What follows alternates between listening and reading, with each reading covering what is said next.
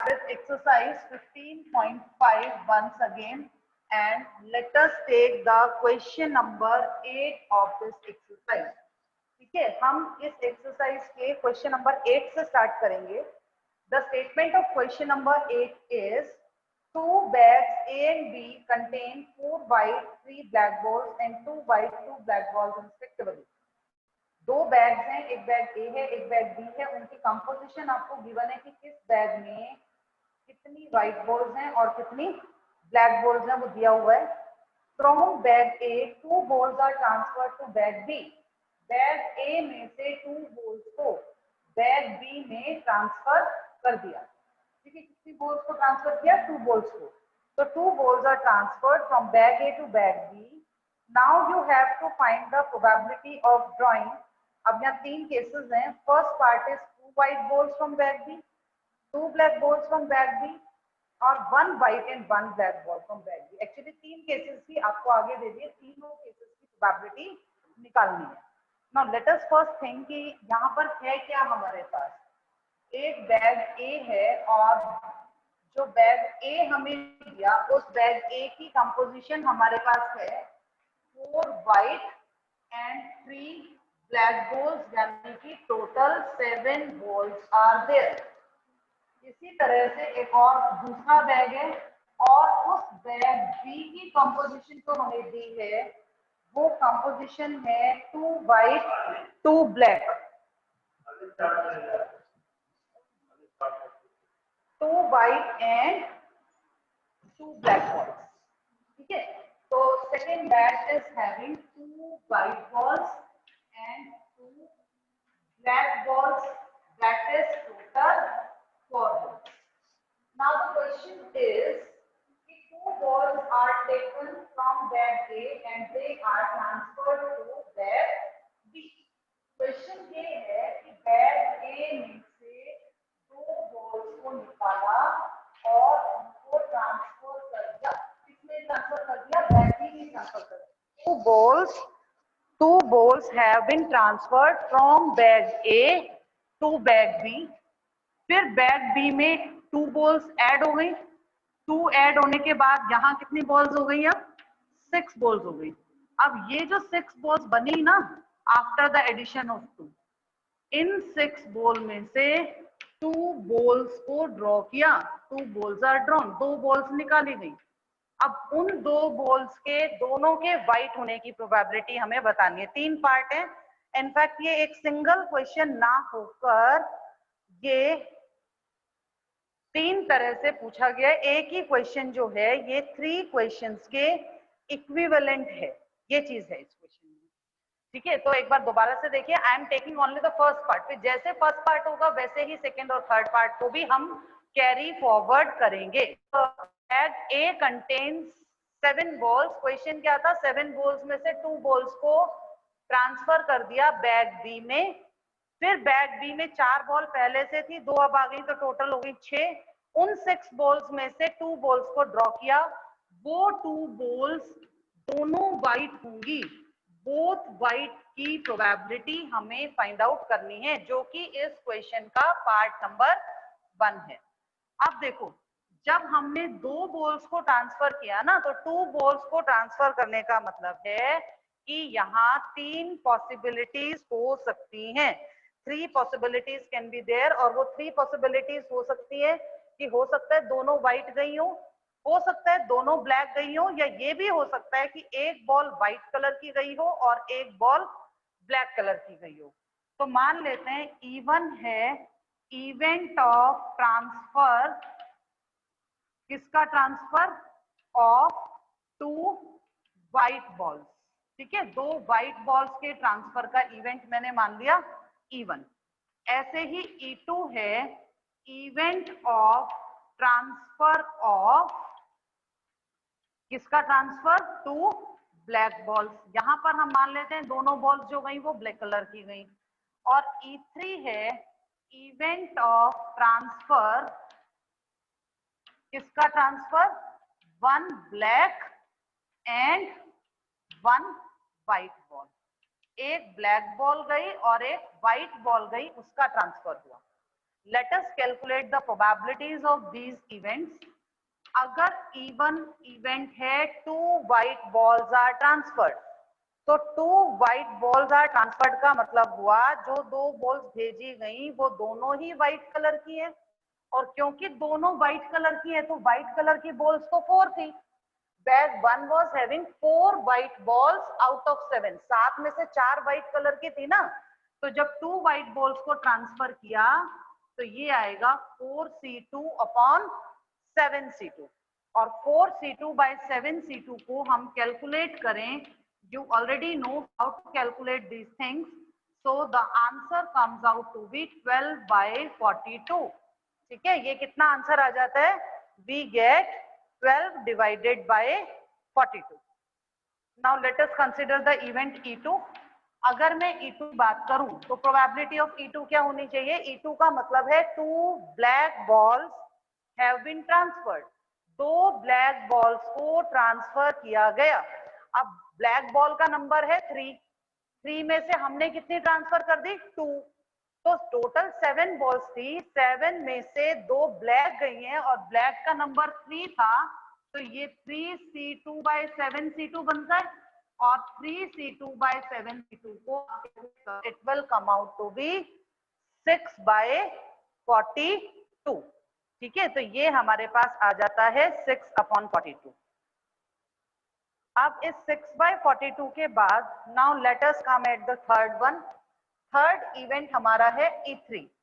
तो E3 event जो हमें दिया, the event E3 is transfer of 1 white ball and 1 black ball. एक व्हाइट कलर की बॉल गई, एक ब्लैक कलर की बॉल गई. गई तो 7 में से ही है ना, तो E3 की प्रोबेबिलिटी क्या होनी चाहिए? नीचे तो वही 7c2 आएगा क्योंकि 7 में से गई, और एक व्हाइट गई है और एक ब्लैक गई है, तो एक 4 में से गई है, एक 3 में से गई है, तो इसका मतलब ये आएगा 4c1 into 3c1. तो 4c1 is 4, 3c1 is 3, 7c2 होता है 7 into 6 into 2 factorial, which comes out to be 24 by 42. तो ये तीसरी प्रोबेबिलिटी हमारे पास आ गई 24 upon 42.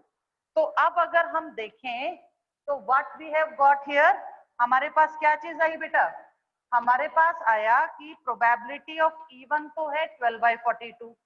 12 by 42 यानी 6 by 21, या बेशक मत कैंसिल करो, आप कैंसलेशन के चक्कर में पढ़ो ही मत. 12 by 42, प्रोबेबिलिटी ऑफ E2 हो गई 6 by 42, और प्रोबेबिलिटी ऑफ E3 आपके पास आ गई 24 by 42. अब आपको क्या बताया था मैंने? चेक करना होता है. लेट अस चेक कि इन तीनों का सम 1 बनता है कि नहीं बनता है. तो 12 by 42 plus 6 by 42 plus 24 by 42 is equal to 42 by 42. 12 और 6 18, 18 और 24 42. डिनोमिनेटर भी सबका 42 है, तो 42 by 42 का मतलब ये हो गया कि we can say that these events are mutually exclusive and exhaustive. जो हमारी कंडीशन थी ना कि जो शुरू वाले स्टेप के 3 4 जितने भी इवेंट्स बनते हैं वो एग्जॉस्टिव होने चाहिए, तो ये एग्जॉस्टिव इवेंट्स हैं. अब ये तो प्रूव हो गया कि इवेंट्स आर एग्जॉस्टिव. अब इसके बाद जो अगला स्टेप आता है वो अगला स्टेप ये आता है कि इतना होने के बाद अब आगे हम इस क्वेश्चन को कैसे कैरी फॉरवर्ड करेंगे. तो अब देखो क्वेश्चन को आगे बढ़ाने के लिए पहले तो ये देखो आगे हो क्या रहा है. आगे ये हो रहा है कि ट्रांसफर के बाद हमने सेकेंड बैग में से 2 बॉल्स निकालनी है. So let us assume that A is event of drawing. Draw करना है, किसको ड्रॉ करना है? We want to draw 2 white balls. 2 white balls को ड्रॉ करना है. कहां से ड्रॉ करना है? From second bag after transfer. Transfer होने के बाद 2 बॉल्स के ट्रांसफर के बाद हमें सेकेंड बैग में से 2 व्हाइट बॉल निकालनी है. उसकी प्रोबेबिलिटी बताइए. I have taken the first part only. तो फर्स्ट पार्ट ये चाहता है कि दोनों बॉल्स कैसी आए? व्हाइट कलर की आए. अब यहाँ पर इसे सॉल्व करने के लिए हम क्या लेकर चलेंगे? In case of even let us check the compositions. Even के केस में बैग बी का कंपोजिशन क्या बनेगा? आपके पास ऑलरेडी 2 व्हाइट और 2 ब्लैक बॉल्स थी। 2 व्हाइट 2 ब्लैक बॉल्स थी, आपने 2 बॉल्स इसके अंदर और ट्रांसफर कर दी, और वो 2 कौन सी ट्रांसफर कर दी? इवन इवेंट था कि 2 व्हाइट ट्रांसफर कर दी। तो 2 व्हाइट डालने का मतलब हो गया 4 व्हाइट 2 ब्लैक बॉल्स हो गई इसमें। अगर 4 व्हाइट और 2 ब्लैक बॉल्स हो गई यानी कि 6 बॉल्स हो गई, तो what should be the probability of A by even? तो ए बाय इवन क्या होना चाहिए? यानी इवन फर्स्ट इवेंट के होने के बाद ए के होने की प्रोबेबिलिटी क्या आएगी? अब यहाँ हमें जो प्रोबेबिलिटी चाहिए वो 2 व्हाइट बॉल्स की चाहिए। क्योंकि हमें 2 व्हाइट बॉल्स की प्रोबेबिलिटी चाहिए, इसलिए ये आएगा 4c2 डिवाइडेड बाय 6c2। अब 4c2 अपॉन 6c2 का कैलकुलेशन करो जरा, तो ये आता है 4 इंटू 3 अपॉन 6 इंटू 5 यानी 12/30। तो ये प्रोबेबिलिटी आ जाती है 12/30। अब हम बात करते हैं E2 की। E2 के केस में बैग बी का कंपोजिशन क्या बनेगा? E2 इवेंट था कि 2 ब्लैक बॉल्स को ट्रांसफर किया। जब 2 ब्लैक को ट्रांसफर किया तो व्हाइट तो 2 ही है, और ब्लैक 2 पहले थी, 2 और आ गई, तो 4 ब्लैक यानी 6 बॉल्स हो गई। तो 6 बॉल्स में व्हाइट कलर की 2 हैं, ब्लैक कलर की 4 है। तो अब अगर हमें व्हाइट की प्रोबेबिलिटी चाहिए इन case of E2 second event में, तो व्हाइट की प्रोबेबिलिटी क्या आएगी? व्हाइट बॉल्स तो 2 ही है, 2 में से 2 यानी 2c2 डिवाइडेड बाय 6c2। अब 2c2 बाय 6c2 का कैलकुलेशन अगर हम करें तो हमारे पास आता है 2 इंटू 1 6 इंटू 5 यानी कि 2/30। तो ये वैल्यू आ जाती है 2/30।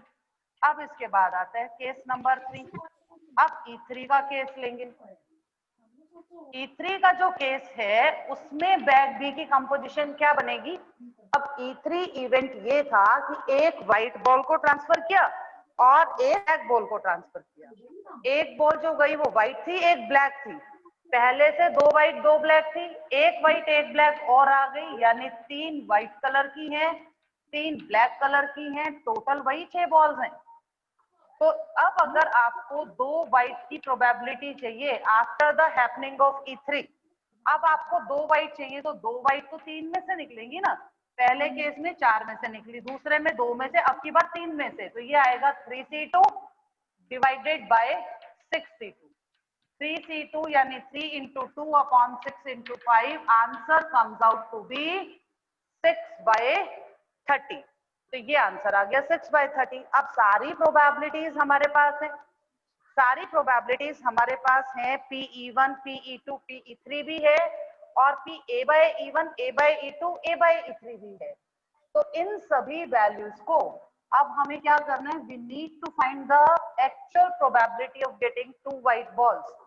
सो by law of total probability, वही टोटल प्रोबेबिलिटी का लॉ अप्लाई हो जाएगा। So by the law of total probability, probability of event A should be equal to क्या आनी चाहिए? Probability of A. तो लॉ ऑफ टोटल प्रोबेबिलिटी कहता है ये आएगा PE1 into PA/E1 plus probability of E2 into probability of A/E2, and the last one will be plus probability of E3 into probability of A/E3। ठीक है, ये 3 values जो हैं ये हमारे पास आ जाती है। Probability of E1 into probability of A/E1, probability of E2 into A/E2, और probability of E3 into probability of A/E3। अब रख दो वैल्यूज। PE1 कितना था? 12/42 इंटू A/E1 आ गया 12/30 प्लस PE2 था 6/42, आगे आपके पास आया 2/30। तीसरी प्रोबेबिलिटी थी आपके पास 24/42, और 24/42 के साथ जो नेक्स्ट प्रोबेबिलिटी आई वो आई 6/30।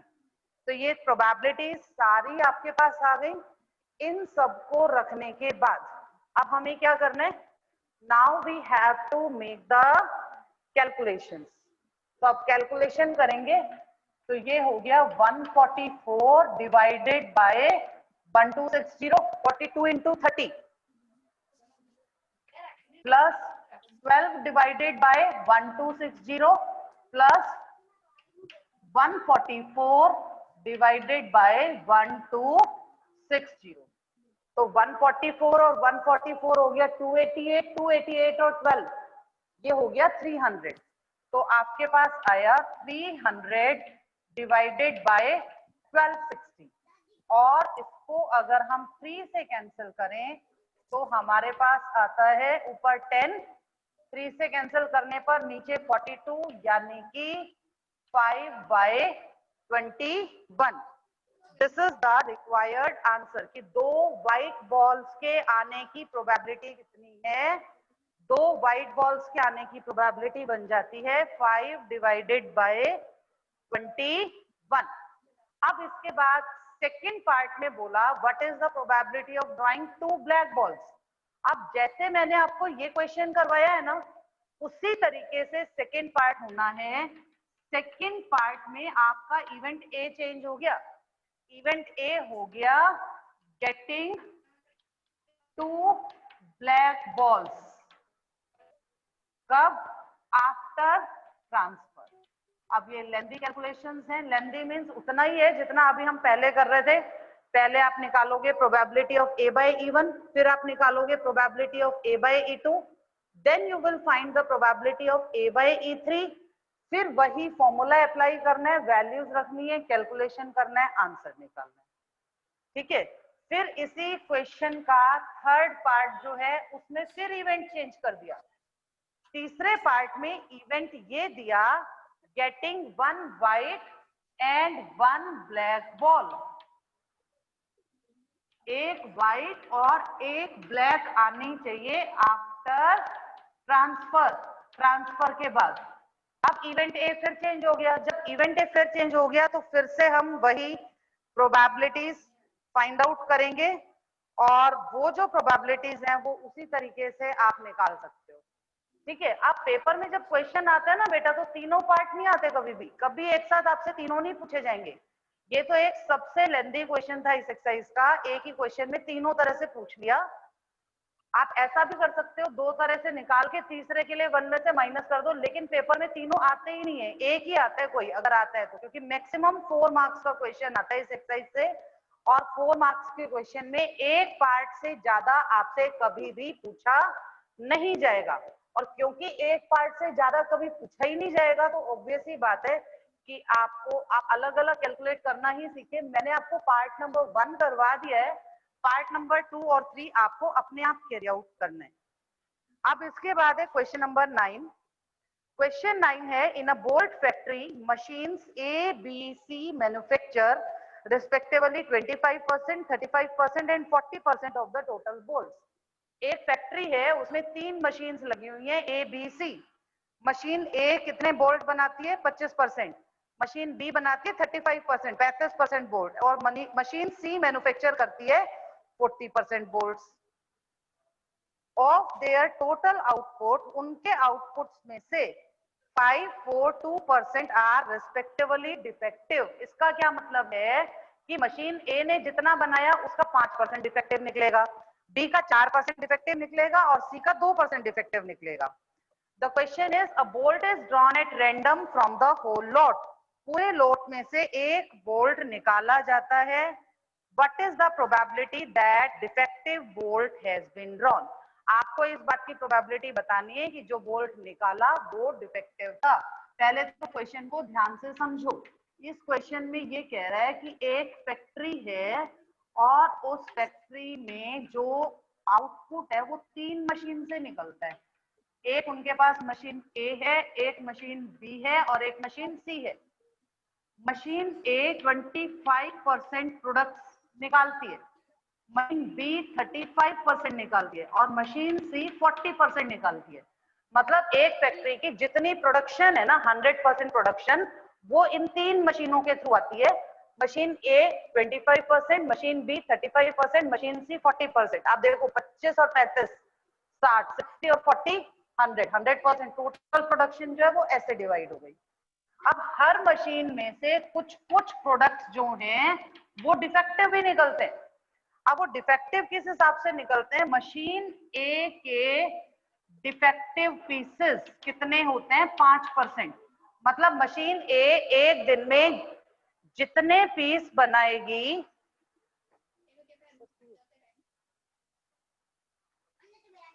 मशीन ए एक दिन में जितने पीस बनाएगी उसका 5% डिफेक्टिव आएगा। मशीन बी एक दिन में जितना परसेंट बनाएगी, जितने भी बनाएगी, उसका 4% डिफेक्टिव निकालेगी। और ऐसे ही मशीन सी के डिफेक्टिव बोल्ट्स का परसेंटेज कितना है? 2%। मतलब आप इसको ऐसे समझ लो कि अगर मशीन ए ने 100 पीस बनाए तो 100 में से 5 डिफेक्टिव निकलेंगे, बी के 100 में से 4 डिफेक्टिव निकलेंगे और सी के 100 में से 2 पीस डिफेक्टिव आएंगे, बाकी सारे ठीक होंगे। अब क्या है कि शाम के टाइम जब पूरी प्रोडक्शन हो गई तो मशीन की फैक्ट्री की टोटल आउटपुट में से एक बोल्ट उठा के देखा मैनेजर ने और वो बोल्ट डिफेक्टिव था। ठीक है, वो डिफेक्टिव बोल्ट था। आपको इस बात की प्रोबेबिलिटी बतानी है कि वो जो बोल्ट है वो डिफेक्टिव आएगा।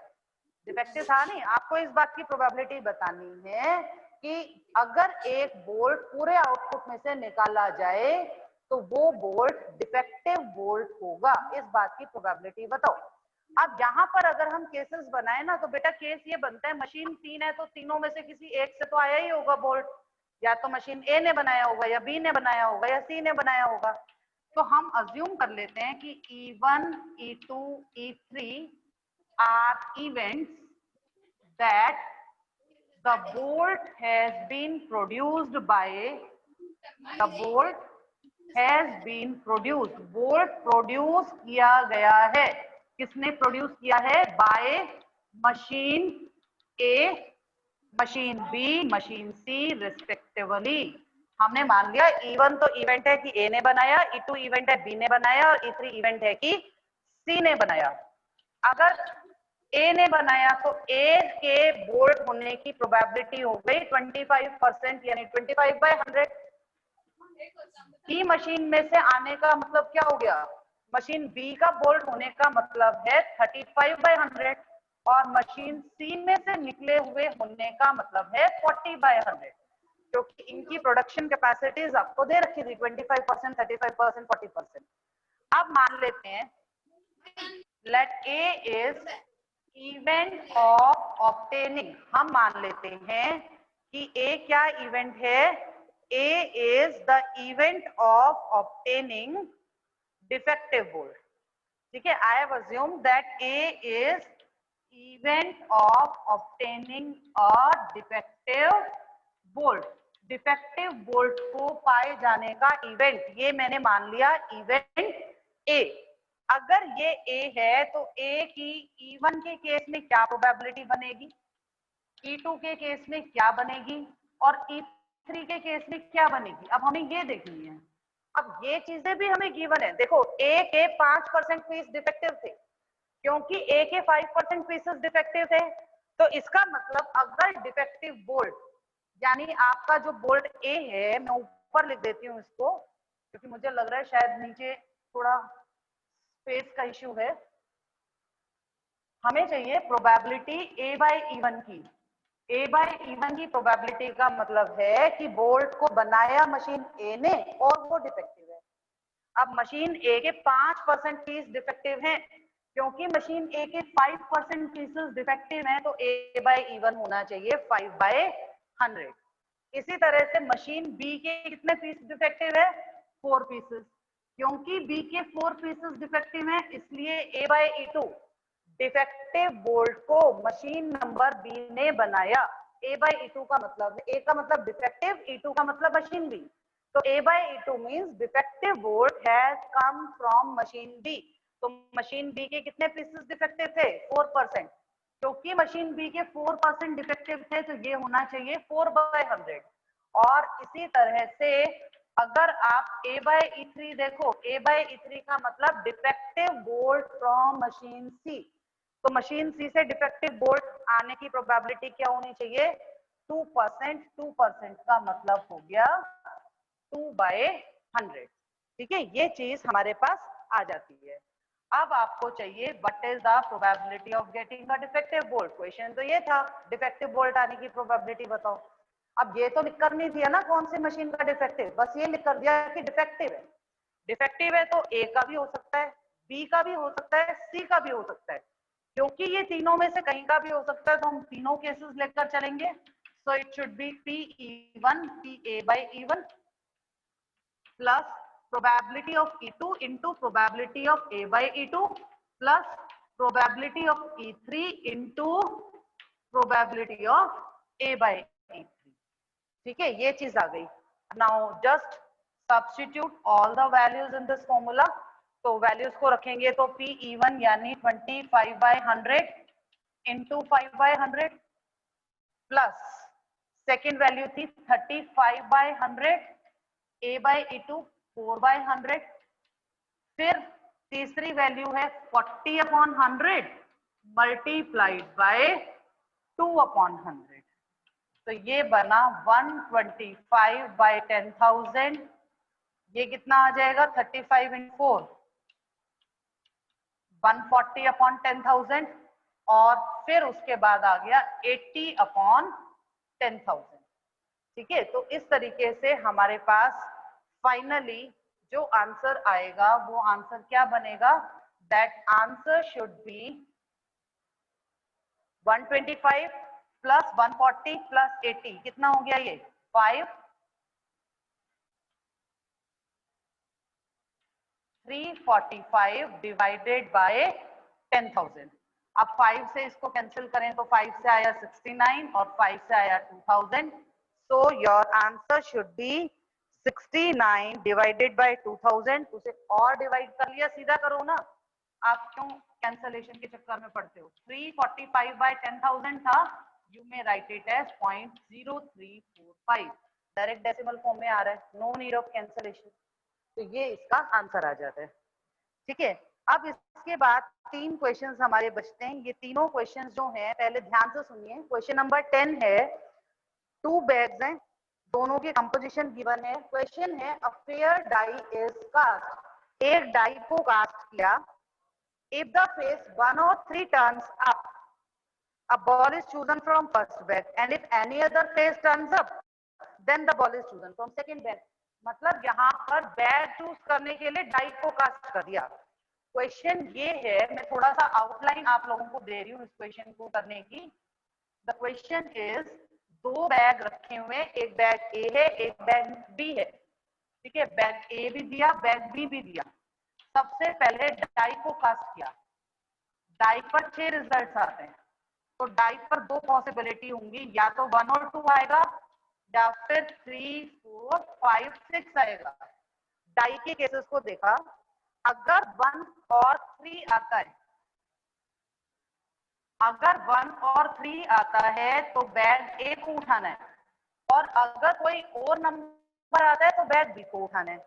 मतलब इस क्वेश्चन में आपको क्या मेंशन करके दिया है कि आप बैग को उठाने के लिए फ्री नहीं हो।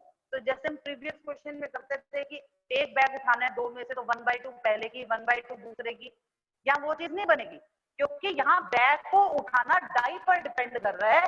डाई पर 1 और 3 आने का मतलब ए को उठाएंगे, 2 4 5 6 आने का मतलब बी को उठाएंगे। यानी जो इवेंट हमारे बनेंगे वो इसके हिसाब से डिसाइड होंगे। तो हम इसमें इवन क्या लेंगे? इवन हम मान लेते हैं इवेंट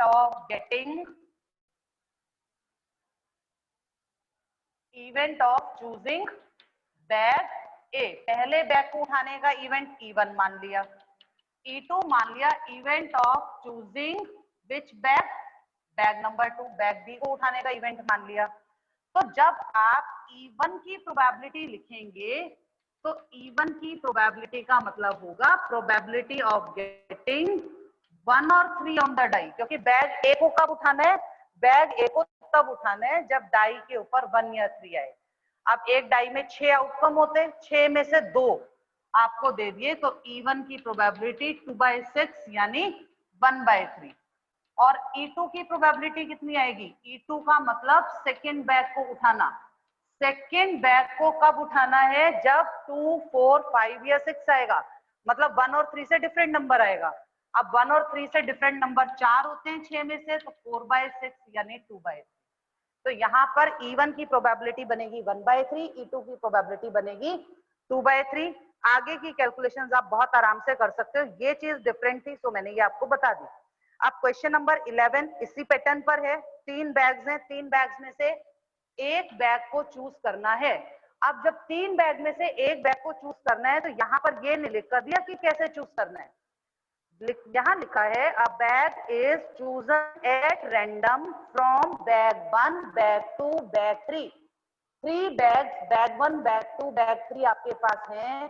3 बैग में से एक बैग को रेंडमली उठाना है, उसमें से 2 बॉल्स निकालनी है, उनके व्हाइट और रेड होने की प्रोबेबिलिटी बताइए। This question is your homework. ठीक है, आप अपने होमवर्क में करेंगे। 3 बैग है, रेंडमली पिक करने का मतलब तीनों को उठाने की प्रोबेबिलिटी एक जैसी है, इसलिए 1/3 पहले की, 1/3 दूसरे की और 1/3 ही तीसरे की होगी। तो PE1, PE2, PE3 1/3 हो गया। आगे कैसे कैरी फॉरवर्ड करना है ये आप अपने आप करेंगे, क्योंकि ये क्वेश्चंस मैं पहले भी डिस्कस कर चुकी हूँ। और इसके बाद बचता है एक लास्ट क्वेश्चन, क्वेश्चन नंबर 12। बहुत इजीली हो जाएगा। Ratio of number of boys and number of girls is given to you. आपको ये दे दिया एक क्लास में बॉयज और गर्ल्स का नंबर है 1:2। It is known that probability of a girl or boy getting first division are 0.25 and 0.28. Girl की first division आने की प्रोबेबिलिटी दे दी, बॉय के फर्स्ट डिवीजन आने की probability they the. The question is find the probability that a student chosen at random will get a first division. कि एक student को अगर हम रैंडमली चूज करते हैं पूरे ग्रुप में से तो उसकी फर्स्ट डिवीजन आएगी। आप ये चीज बताइए यहाँ पर। ठीक है, अब ऐसे क्वेश्चन में सबसे पहले तो हम देखेंगे कि हमें रेशो क्या दिया। क्वेश्चन 12 में हमें दिया है कि the ratio of boys and girls in the class is 1:2। इसका मतलब अगर एक लड़का है ना क्लास में तो लड़कियां कितनी है? 2 हैं। तो 1 बॉय 2 गर्ल्स ये रेशियो चल रहा है। सपोज हमारा इवेंट E1 हो गया, a boy is chosen, boy को चूज किया। और E2 इवेंट हमने क्या मान लिया बेटा कि गर्ल इज चूजन। अब एक स्टूडेंट को चूज कर रहे हो तो या तो वो बॉय होगा या वो गर्ल होगी। तो अब यहाँ पर E1 की प्रोबेबिलिटी कितनी बनेगी? E1 का मतलब बॉय को चूज किया। अब बॉय कितना है? एक बॉय है 3 में से, एक लड़का 2 लड़कियां, टोटल 3 बच्चे अगर हो तो 3 में एक लड़का है और 2 लड़कियां हैं। तो बॉय के आने की प्रोबेबिलिटी हो गई 1/3 और गर्ल के सिलेक्शन की प्रोबेबिलिटी हो जाएगी 2/3, 3 में से 2। ठीक है, ये तो हो गया E1, E2। Now let A is the event that chosen student gets a scholarship। जिस भी बच्चे को चूज किया वो स्कॉलरशिप ऑब्टेन करेगा।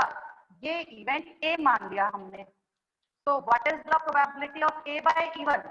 A/E1 का मतलब है, E1 मतलब लड़के को चूज किया था, तो boy will get a scholarship. अब बॉय के स्कॉलरशिप आने की प्रोबेबिलिटी सेकेंड नंबर पर दे रखी है, ध्यान से पढ़िएगा। आगे गर्ल की है, पीछे बॉय की है, जबकि नंबर में आगे बॉय का नंबर था, पीछे गर्ल का नंबर था। ये कंफ्यूजन के लिए ऐसे किया हुआ है, यहाँ बॉय गर्ल दे दिया, आगे गर्ल और बॉय दे दिया। तो यहाँ लिखा है कि a boy gets a first division with 0.28 probability. और इसी तरह से गर्ल की फर्स्ट डिवीजन आएगी, इस बात की प्रोबेबिलिटी ये भी क्वेश्चन में गिवन है, ये है 0.25। Now the question is what is the probability that the chosen student gets the first division. जिस भी बच्चे को चूज किया उसकी फर्स्ट डिवीजन आएगी, इस बात की प्रोबेबिलिटी आपको फाइंड आउट करनी है। तो वो आप कैलकुलेशन जो है वो आप अपने आप करेंगे। This is your homework.